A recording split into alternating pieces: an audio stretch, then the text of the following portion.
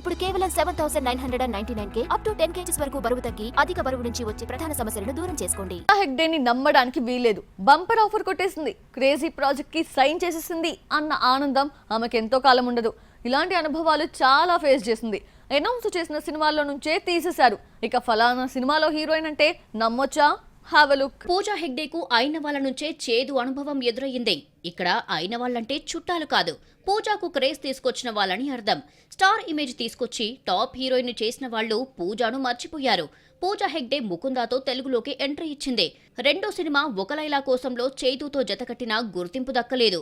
Harish Shankar direction లో దువ్వాడ జగన్నాథంలో బన్నీతో జతకట్టిన తర్వాత crazy image దక్కించుకోవడంతో ఆ వెంటనే స్టార్స్ పక్కన ఆఫర్స్ వెల్లువెత్తాయి. దువ్వాడ జగన్నాథం, బన్నీ, హరీష్ శంకర్ కు కలిసొచ్చింది పెద్దగా లేకపోయినా పూజా మాత్రం స్టార్ అయిపోయింది.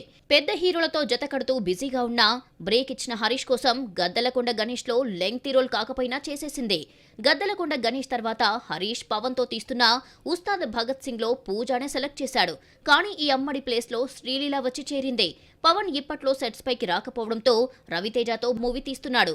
ఇందులోనైనా పూజ ఉంటుంది అనుకుంటే కొత్తమ్మాయి భాగ్యశ్రీ బోర్సేకు ఛాన్స్ ఇచ్చాడు హరీష్. పూజా హెగ్డే ఎవరి అండతో ఛాన్సులు, క్రేజ్ సంపాదించిందో వాళ్లందరూ ఈ అమ్మడిని పట్టించుకోవడం మానేశారు. త్రివిక్రమ్ సినిమాల్లో హీరోలు మారినా హీరోయిన్ గా పూజా ఫిక్స్. అరవింద సమేత వీరరాఘవతో ఈ కాంబో మొదలై అలవైకుంఠపురంలో బ్లాక్ బస్టర్ అందుకుంది. తెలుగులో హైయెస్ట్ రెమ్యునరేషన్ తీసుకునే స్థాయికి పూజా చేరుకుంది. మహేష్ తో తీసిన గుంటూరు కారంలో కూడా ముందుగా పూజానే తీసుకొని చివరి నిమిషంలో శ్రీలీలను రీప్లేస్ చేశారు. అప్కమింగ్ సినిమాల్లో పూజా హెగ్డే పేరు వినిపిస్తున్నా నమ్మడానికి వీల్లేదు. అట్లీ, బన్నీ సినిమాలో హీరోయిన్ గా పూజాని అనుకుంటే చివరికి ప్రాజెక్టే క్యాన్సిల్ అయిపోయింది. ఇదే సినిమాను సల్మాన్ తో తీస్తున్నాడు అట్లీ. అయితే సల్మాన్, పూజా జతకట్టిన కిసిక భాయ్ కిసిక జాన్ ఫ్లాప్ కావడంతో పూజాకి మరో ఛాన్స్ ఇస్తారన్న గ్యారంటీ లేదు. విరూపాక్ష తర్వాత దర్శకుడు కార్తిక్ దండు చైతుతో సినిమా కమిట్ అయ్యాడు. ఇందులో హీరోయిన్ గా పూజా హెగ్డే పేరు వినిపిస్తున్నా ఈ ఇద్దరి కాంబోలో వచ్చిన ఒక లైలా కోసం ఫ్లాప్ అయ్యింది. ఈ లెక్కన పూజాను సెలెక్ట్ చేసే ఛాన్స్ తక్కువే. నిన్నటి వరకు నువ్వే కావాలంటూ వరుస ఆఫర్స్ ఇచ్చిన దర్శకులు హ్యాండ్ ఇచ్చారు. రాధేశ్యామ్ ఫ్లాప్ తర్వాత పూజాకు ఇంతవరకు హిట్ లేదు.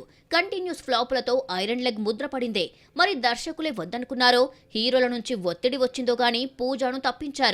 ప్రస్తుతం పూజా చేతిలో హిందీ మూవీ దేవా, తమిళంలో సూర్యతో జతకడుతుంది.